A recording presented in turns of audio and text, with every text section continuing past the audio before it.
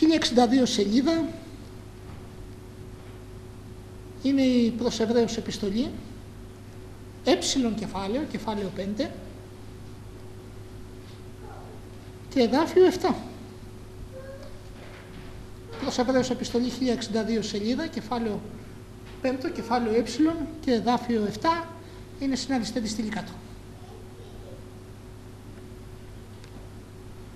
Όστις, εν τες ημέρες της σαρκός αυτού, αφού μετά κραυγής δυνατής και δακρύων προσέφερε δεήσεις και οικεσίας, προς τον δυνάμενο να σώζει αυτόν εκ του θανάτου και εισηκούστη δια την ευλάβειαν αυτού και τι ως Υιός έμαθε την υπακοή αφόσον έπαθε. Ευχαριστούμε τον Θεό, αδελφοί. Ο οποίος Ιησούς Χριστός τις ημέρες της σαρκός αυτού, τις ημέρες κατά τις οποίες ενσαρκώθηκε, έγινε άνθρωπος πλήρης και τέλειος, όπως και εμείς, όντας ο Θεός του ουρανού, όντας ο Λόγος του Θεού. Ευχαριστούμε τον Κύριο. Και Θεός ήταν ο Λόγος. Μας λέει ο Θεός δια της γραφής του. Τις ημέρες της σαρκός του, όταν περπάτησε ανάμεσά μας, ως ένας από εμάς, λέει,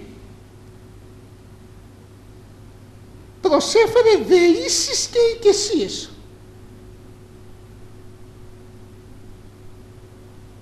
Προσέφερε δεήσεις και οικεσίες με κραυγή δυνατή και δάκρυα. Είναι αυτό που μπορείς να προσφέρεις στο Θεό. Αυτό μπορείς να προσφέρεις ως άνθρωπος στο Θεό. Τίποτε άλλο. Η προσφορά σου προς τον Κύριο ως άνθρωπος είναι δεήσεις και οικεσίες με τα κραυγής δυνατής και δακρύων. Ευχαριστούμε τον Θεό. Τίποτε άλλο δεν έχει αξία. Τι θα προσφέρεις στον Κύριο? Τη σοφία σου? Την επιστήμη σου? Την εξυπνάδα σου? Αυτός δημιούργησε το σύμπαν και τη γη και δημιούργησε και σένα τον ίδιο. Ευχαριστούμε τον Θεό. Τι θα προσφέρεις στο Θεό? Θα προσφέρεις τα υλικά σου αγαθά, να τα κάνει τι ο Θεός? Η γη ολόκληρη με όλους τους κατοίκους της πάνω είναι σαν κόκκος κόλλης μπροστά του. Ευχαριστούμε τον Θεό. Τι θα προσφέρεις λοιπόν στον Κύριο? Θα προσφέρεις τις δεήσεις και τις οικεσίες σου με κραυγή δυνατή και με δάκρυα. Και αυτή η προσφορά γίνεται προς τον δυνάμενο να σώζει εκ του θανάτου. Και η προσφορά αυτή είναι προς αυτόν που μπορεί να σε σώσει από το θάνατο. Κανείς άλλος, κανένα άλλο πρόσωπο δεν μπορεί να σε σώσει από τον θάνατο.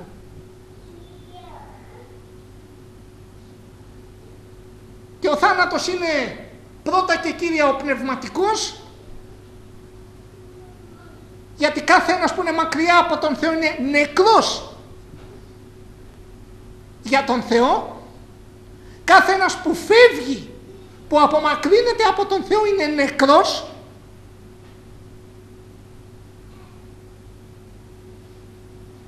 Άρα ποιος είναι αυτός που μπορεί να με σώσει από τον θάνατο? Είναι ο Θεός. Και ξέρετε γιατί? Γιατί ο Θεός είναι η ζωή. Ο Θεός δεν έχει ζωή, είναι η ζωή. Καταλαβαίνουμε αυτό, αδελφοί? Εγώ, λέει, είμαι η οδός, η αλήθεια και η ζωή. Ο Ιησούς Χριστός είναι η ζωή.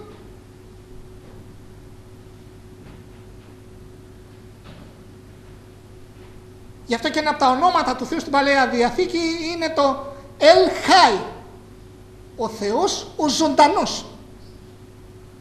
Και έχει και ένα δεύτερο όνομα, El Chaim, ο Θεός των ζωντανών.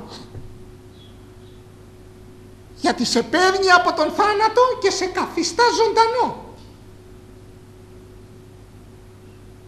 Ευχαριστούμε τον Κύριο. Είναι ο μόνος δυνάμενος να σε σώσει από τον πνευματικό θάνατο και είναι ο μόνος δυνάμενος να σώσει τη ζωή σου πάνω εδώ σε αυτή τη γη. Ευχαριστούμε τον Κύριο. Τι λοιπόν θα κάνω? Θα προσφέρω προς αυτόν που μπορεί να με σώσει εκ του θανάτου τις δεήσεις μου και τις οικεσίες μου. Με τα κραυγής δυνατής και δακρύων. Αλήθεια, πότε έκλαψες? Πότε πήγες στον Κύριο να κλάψεις και να φωνάξεις τελευταία φορά? Ευχαριστούμε τον Θεό. Και ο Κύριος δεν χρειάζεται τίποτα άλλο.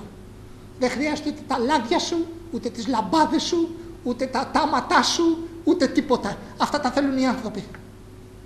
Ο Θεός θέλει τις δεήσεις και τις οικεσίες σου με τα κραυγής δυνατής και δακρύων. Αυτό θέλει ο Θεός να του προσφέρεις. Ευχαριστούμε τον Θεό.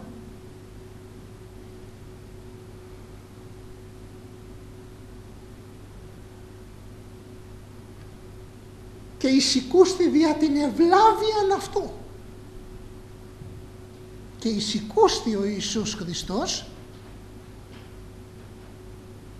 ο άνθρωπος Ιησούς Χριστός, επειδή αποδείχτηκε ευλαβής. Ευχαριστούμε τον Κύριο. Επειδή αποδείχτηκε ευλαβής. Επειδή περιεπάτησε έως τέλους χωρίς αμαρτία και υπακούοντας κατά πάντα στο θέλημα του Πατέρα Θεού για Αυτόν.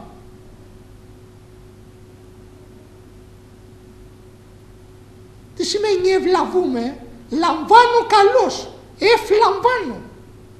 Λαμβάνω καλώς αυτό που έχει να μου προσφέρει ο Θεός. Εσύ λαμβάνεις καλώς αυτό που σου προσφέρει ο Θεός? Ακούτε αδελφοί, εισηκούστη δια την ευλάβειαν αυτού. Και ποια ήταν η ευλάβεια του Χριστού? Η ευλάβεια του Χριστού ήταν κατά την επίγεια διακονία του, ό,τι άκουσα από τον Πατέρα μου, αυτά κάνω και αυτά σας λέω. Δεν σας λέω τα δικά μου, αλλά ό,τι ήκουσα παρά του Πατρός μου.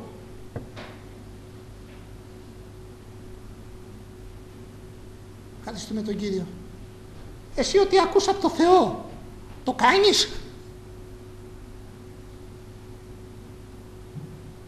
Και στο τέλος, και τελειώνει την επίγεια διακονία του με το όχι το θέλημα το δικό μου, αλλά το δικό σου. Αν είναι δυνατόν να απέλθει το ποτήριον αυτό απ' εμού. Αλλά όχι, λέει, ας γίνει το θέλημα το δικό σου και όχι το δικό μου. Αυτή είναι η ευλάβεια. Ευχαριστούμε τον Κύριο. Εδέχθηκε το σταυρό του Γολγοθά. Ευχαριστούμε τον Κύριο. Εσύ δέχεσαι αυτό που ο Θεός έχει ετοιμάσει για σένα? Είσαι ευλαβής. Αποδέχεσαι το σχέδιο του Θεού για σένα. Αποδέχεσαι τα γεγονότα και τις περιστάσεις που ο Θεός επιτρέπει στη ζωή σου.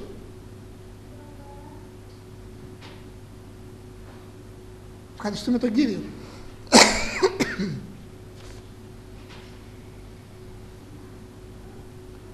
Εισηκούστη δια την ευλάβεια αυτού. Και όταν είσαι ευλαβής, όταν λες Κύριε το δικό σου θέλημα και όχι το δικό μου, όταν πάρεις την απόφαση εγώ πρέπει να πεθάνω και να ζήσει ο Χριστός, τότε θα εισακούεσαι.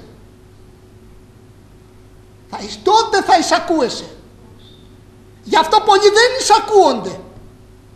Γιατί πάνε με τα δικά τους ενώπιον του Κυρίου. Όχι Κύριε το δικό σου θέλημα, το δικό μου. Ναι, αυτό είπες Κύριε εσύ,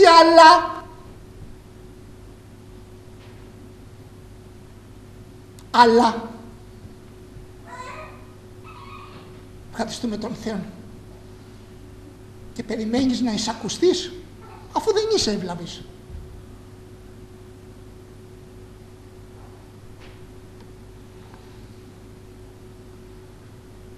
Και λέει στο 8 εδάφιο, και τι όσιος έμαθε την υπακοή αφόσον έπαθε. Και ενώ ήταν εκφύσεως Υιός,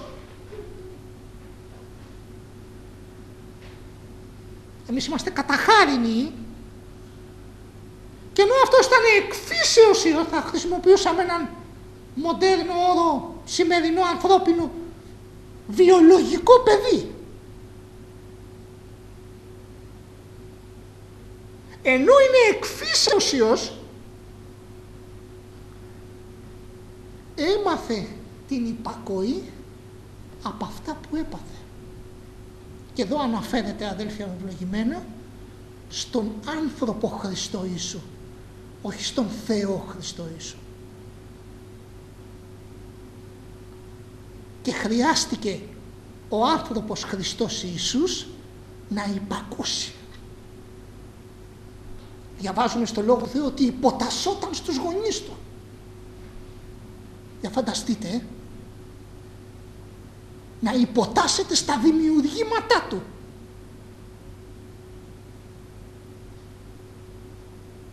Ευχαριστούμε τον Κύριο. Έμαθε την υπακοή αφόσον έπαθε. Και είναι, αδέλφια μου ευλογημένα, αδύρυτη ανάγκη ο άνθρωπος του Θεού να μάθει την υπακοή.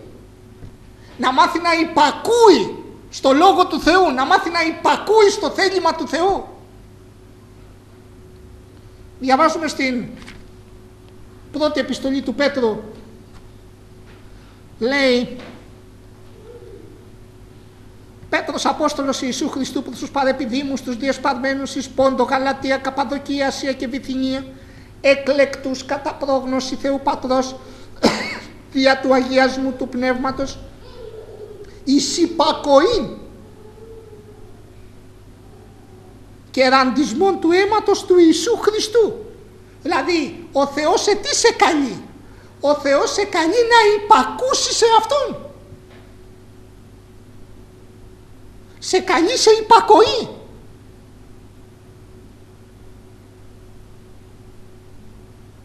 Σε καλεί να καθαριστείς από τις αμαρτίες σου και να μην επαναλάβεις αυτές. Δεν σε καλεί για να συνεχίσεις την αμαρτωλή ζωή σου. Και λέει και στο 22 εδάφιο του ιδίου κεφαλαίου, καθαρίσαντες λοιπόν τας ψυχά σας με την υπακοή της αληθείας δια του πνεύματος. Πρέπει να καθαρίσω την ψυχή μου με την υπακοή της αληθείας. Ποια είναι η αλήθεια? Ο Λόγος του Θεού. Και πρέπει σε αυτή την αλήθεια να υπακούσω. Και έτσι θα καθαριστεί η ψυχή μου. Όσο δεν καθαρίζεις την ψυχή σου με την αλήθεια, η ψυχή σου παραμένει βρώμικη. Και πώς γίνεται αυτό? Λέει, δια του πνεύματος. Θα δεχτώ την αλήθεια. Ναι, αυτό που κάνω είναι αμαρτία και αμαρτία μεγάλη. Και αν συνεχίσω να το κάνω, ουρανό δεν πρόκειται να δω. Βασιλεία Θεού δεν πρόκειται να δω, ούτε απ' έξω δεν θα περάσω.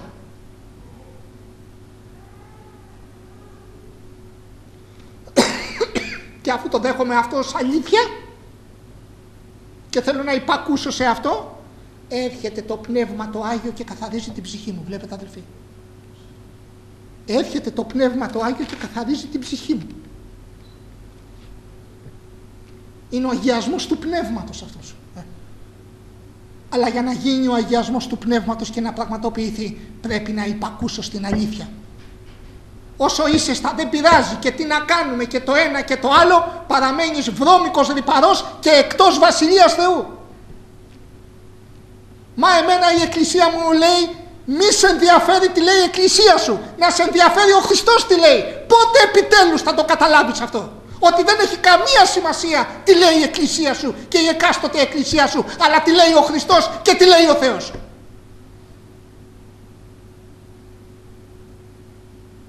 Ευχαριστούμε τον Κύριο. Πότε θα το κατανοήσει ο άνθρωπος αυτό? Δεν έχει σημασία τι λέει κάθε Εκκλησία. Σημασία έχει τι λέει το Ευαγγέλιο. Σημασία έχει τι λέει ο Θεός. Και τρέχουν οι άνθρωποι σε εκκλησίες, τρέχουν από εδώ, τρέχουν από εκεί, για να δικαιολογήσουν και να περιθάλψουν και να συνεχίσουν την αμαρτία τους.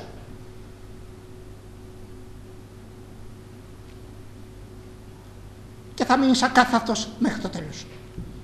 Και θα μείνεις εκτός Βασιλείας Θεού. Και το τέλος θα είναι η γέννα του πυρός. Ναι, η αιώνια κόλαση.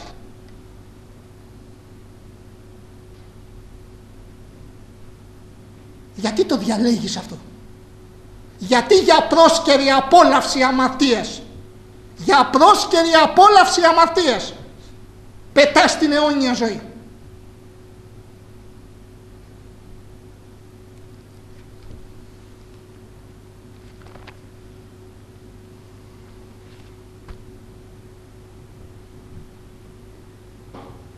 Και είναι και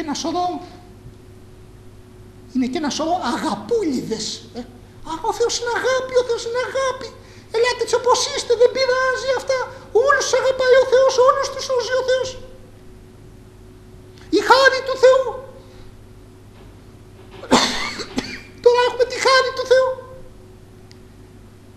Για να δούμε τι λέει ο Θεός, ο ίδιος ο Θεός για τη χάρη του. Λέει στην επιστολή προς Τίτον, αδελφοί,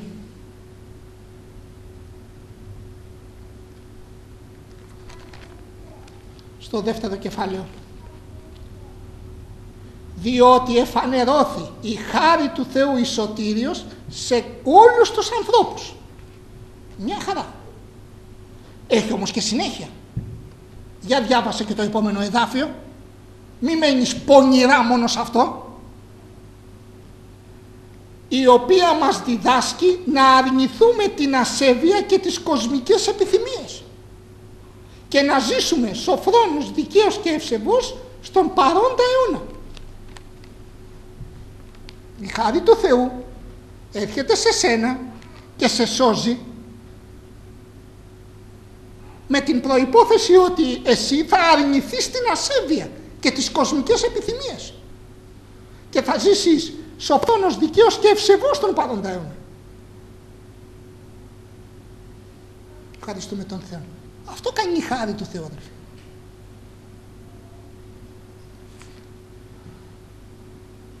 Και λέει και στην 1η Πέτρο επιστολή, στο 5ο κεφάλαιο,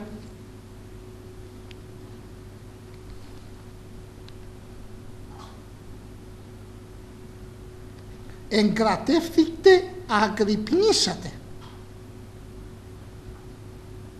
διότι ο αντίδικός σας διάβολος ως λέων οριόμενος περιέρχεται ζητών την ανακαταπεί, εις τον οποίον αντιστάθητε μένοντες στερεοί στην πίστη, εξέπροντες ότι τα αυτά παθήματα γίνονται εις τους αδελφούς σας τους εν το κόσμο. Ο δε Θεός πάσης χάριτος. Βλέπετε αδελφοί. Αυτή είναι η χάρη του Θεού. Η χάρη του Θεού έρχεται να σου δώσει δύναμη να εγκρατευτείς. Έρχεται να σου δώσει δύναμη να αγρυπνήσεις. Έρχεται να σου δώσει δύναμη να μείνεις στερεής στην πίστη. Να μείνεις στερεός στην πίστη. Έρχεται να σου δώσει δύναμη να αντιπαρέρχεσαι τα παθήματα τα εν το κόσμο. Ευχαριστούμε τον Θεό. Ο δε Θεός πάσης χάριτος, ώστε σε κάλεσεν ημάς εις την αιώνιον αυτού δόξαν, δια του Χριστού Ιησού, αφού πάθετε ο λίγον, αυτός να σας τελειοποιήσει, στηρίξει, ενισχύσει, θεμελιώσει. Βλέπετε αδελφοί, αφού πάθετε ο λίγον,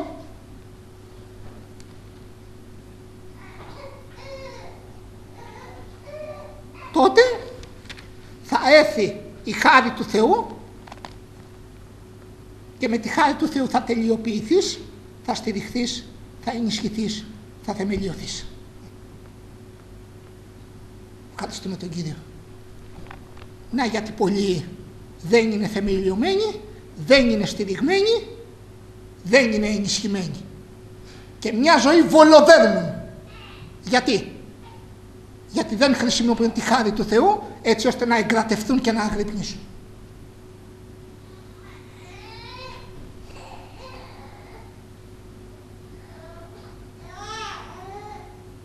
Η υπακοή λοιπόν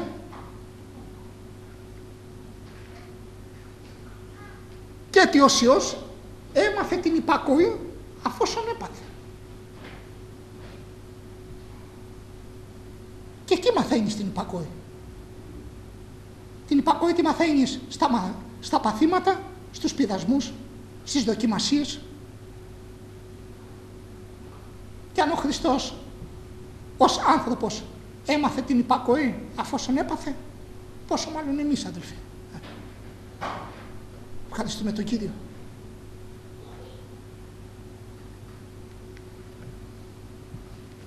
Καθώς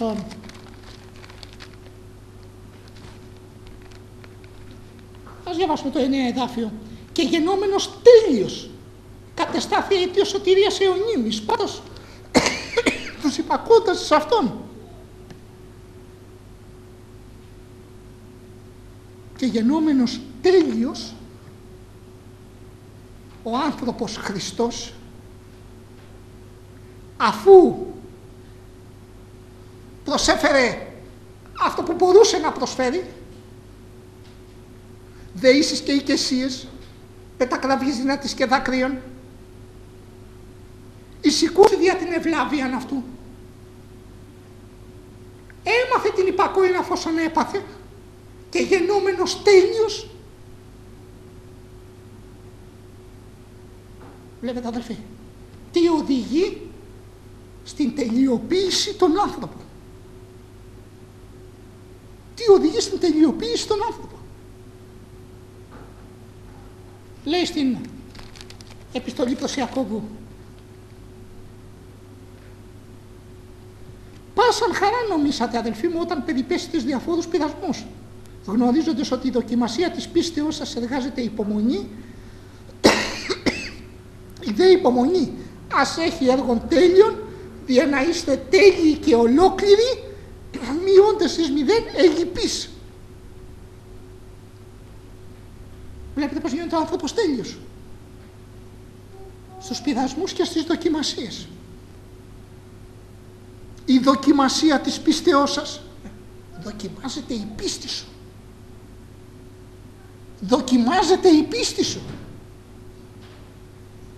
η οποία δοκιμασία εργάζεται υπομονή. Τι υπομένεις? Περιμένεις. Η δε υπομονή ας έχει έργο τέλειο. Τι σημαίνει αυτό? Μην αποκάμεις. Μα ακόμα έχει κι άλλο.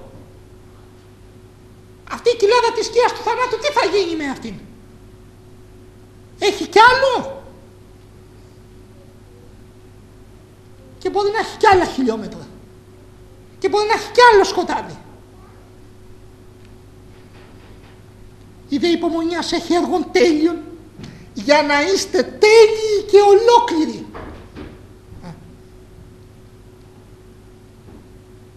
Και όταν νικήσεις τη δοκιμασία της πίστεώς σου και όταν υπομένεις έως τέλους, ο υπομείνας έως τέλους ούτως θέλει σωθεί, τότε γίνεσαι τέλειος. Έτσι τελειοποίησε.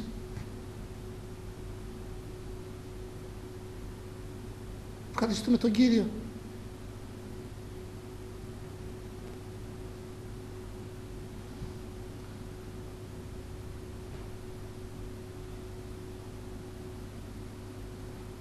Και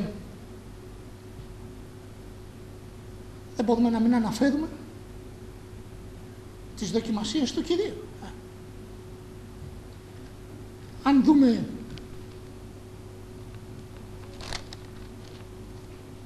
στο κατά Ματθαίον Ευαγγέλιο και στο 4ο κεφάλαιο, εκεί που ο Ιησούς εφέθη εις την έρημον για να πειραστεί υπό του διαβόλου, 40 μέρες λέει και 40 νύχτες ενίστευσε, πείνασε και έρχεται προς αυτόν ο διάβολος και του λέει, αν είσαι Υιός Θεού, πες να γίνουν αυτές οι πέτρες ψωμιά. Ξέρεις, τη χειρότερη ώρα της δοκιμασίας σου, εκεί θα έρθει ο εχθρός σου να σε πειράξει. Και θα έρθει ο εχθρός σου να σε πειράξει με αυτό. Αν είσαι Υιός. Θα έρθει να αμφισβητήσει ότι είσαι Υιός. Θα έρθει να αμφισβητήσει ότι είσαι θυγατέρα. Για να δούμε. Εσύ δεν λες ότι είσαι Υιός Θεού. Εσύ δεν λες ότι έχεις πατέρα ουράνιο. Να, για να δούμε. Για σήκω τα χέρια σου τον πατέρα στον ουράνιο, να σου δώσει τώρα που πεινάς. Θα αμφισβητήσει τη σχέση σου με το Θεό. Θα αμφισβητήσει το στάτους. Το στάτους quo που έχεις εσύ και ο Κύριος. Για να δούμε τώρα που πεινάς. Τι θα γίνει. Αν μπορεί ο Θεός να σε θρέψει θαυματουργικά και έρχεται πάνω στην ανθρώπινη ανάγκη, στην ανθρώπινη αδυναμία, ας πούμε, παιδί Θεού είσαι εσύ, και τότε γιατί πεινάς. Παιδί Θεού είσαι εσύ, και τότε γιατί κρυώνεις. Παιδί Θεού είσαι εσύ, και τότε γιατί διψάς. Άμεσες και ζωτικές βιωτικές ανάγκες.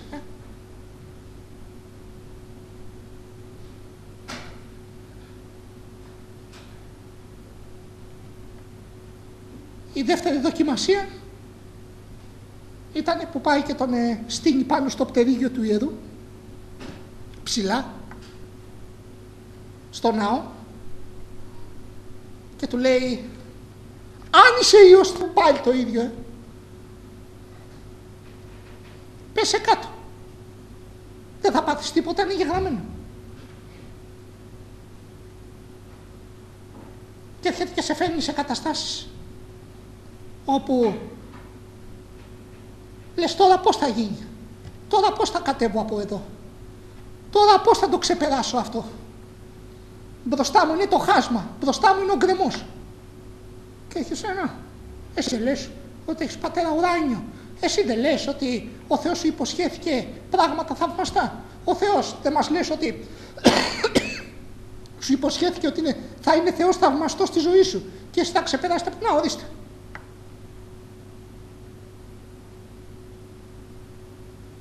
Κάντο. Για να δούμε. Έχεις μεγάλες επεμβάσεις του Θεού στη ζωή σου. Και βλέπετε αδελφοί ότι εκεί που έχεις το πρόβλημα και την αδυναμία, εκεί θα έρθει να σε χτυπήσει. Σε πράγματα αναγκαία. Τι παιδί Θεού είσαι εσύ και πώς βρέθηκες σε αυτή την κατάσταση και πού είναι ο Θεός τώρα?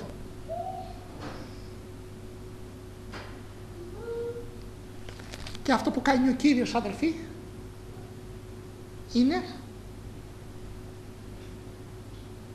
να μην δέχεται τη συνταγή του διαβόλου, αλλά να αποκρίνεται με το Λόγο του Θεού. Μην δέχεσαι ποτέ άλλες λύσεις και συνταγές για τα προβλήματά σου. Να αποδέχεσαι μόνον αυτό που σου λέει ο Θεός. Ακόμα και αν είναι τόσο προφανές. Δηλαδή τι το δύσκολο ήτανε για τον Κύριο να μετατρέψει όχι τους λίθους, μία πέτρα σε ένα ψωμί? Πού έγκυται η δυσκολία? Πού έγκυται το πρόβλημα? Το πρόβλημα έγκυται ότι δεν το λέει ο Θεός. Εκεί έγκυται το πρόβλημα. Μην ψάχνεις λύσεις εκτός του Θεού. Ευχαριστούμε τον Κύριό μας. Και το τρίτο βέβαια είναι, θα σου δώσω, βλέπεις όλα τα βασίλεια, θα σου δώσω τη δόξα τους και αυτό. Είναι η επιθυμία των οφθαλμών και η αλαζονία του βίου.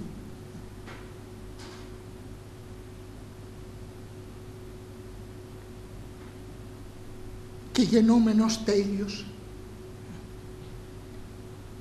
κατεστάθη αίτιος σωτηρίας αιωνίου εις πάντας τους υπακούοντας εις αυτόν. Και επειδή βάντισε τέλεια και αναμάθητα, ξέρετε αδελφοί, εάν ο Κύριος ζητούσε εκεί στον κήπο της Γεθσιμανή και έλεγε «Πατέρα, μέχρι εδώ ήτανε. Συγγνώμη, δεν μπορώ να το κάνω». Θα τον έπαιρνε ο Κύριος.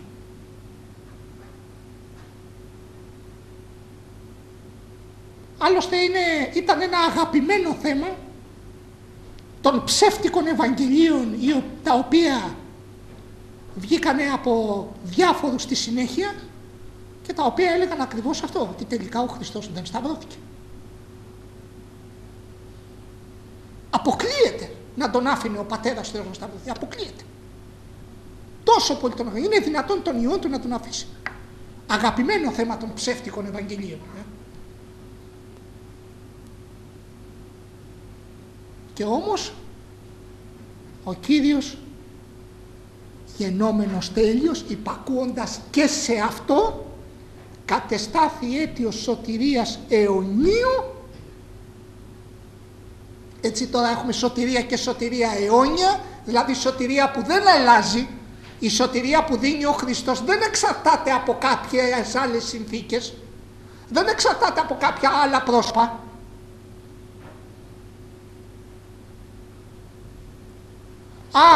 Έλαβα τη σωτηρία, ναι, αλλά πρέπει να κάνω και αυτό.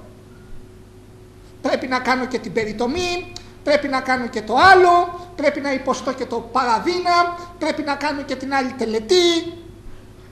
Όχι. Κατεστάθη αίτιος σωτηρίας αιωνίου σε ποιους? Σε όλους που υπακούνε σε Αυτόν. Υπακούς σε Αυτόν. Σε ποιον υπακούς? Σε ποιον υπακούς? Μόνο η υπακοή στο Χριστό φέρνει σωτηρία αιώνια στη ζωή σου.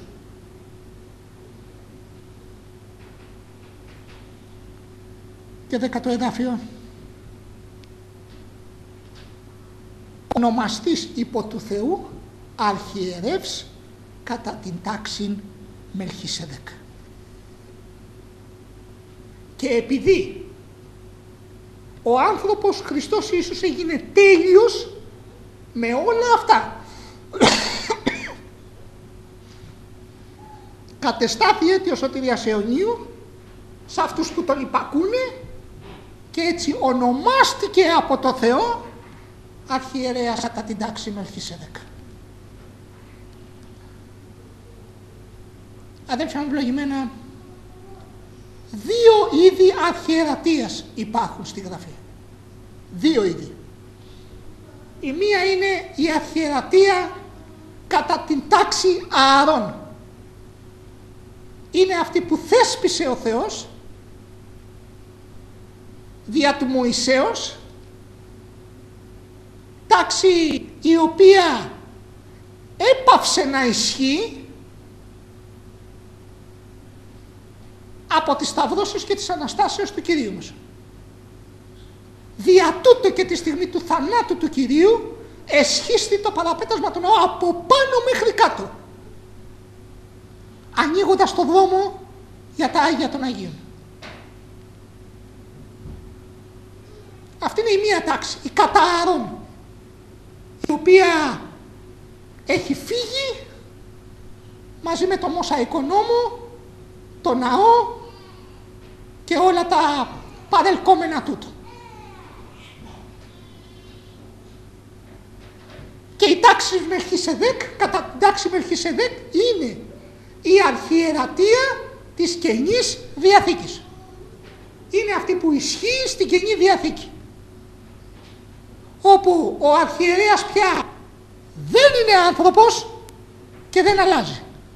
Αρχιερέας είναι ένας, ο Ιησούς ο Χριστός, ο οποίος επειδή είναι αναλύωτος εις τους αιώνες, ζει εις τους αιώνες, είναι στα δεξιά του Πατρός μεσιτεύων υπέρ ημών, είναι ο ένας και μοναδικός αρχιερέας κατά την τάξη Μελχισεδέκ. Καμία και κανένας άλλου είδους αρχιερατεία δεν υπάρχει στη Γραφή. Αυτό δε που κάποιοι μαζεύονται 5, 10, 50, 500, 5.000 πώς είναι και εκλέγουν αρχιερείς με εκλογή, αυτό δεν υπάρχει πουθενά. Αυτό είναι εφευρήματα και σοφιστίες του Μεσαίωνα και δεν έχουν καμία σχέση ούτε με τη Γραφή ούτε με την Εκκλησία του Χριστού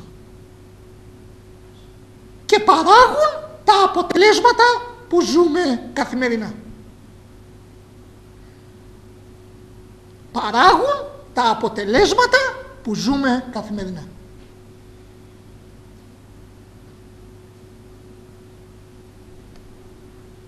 Ο λαός του Θεού, αδελφοί, είχε, έχει και θα έχει έναν αρχιερέα, τον Ιησού Χριστό. Και σε αυτόν θα υπακούει μόνον και στη φωνή μόνον αυτού θα ακούει και μόνο πίσω από αυτόν θα υπάρχει.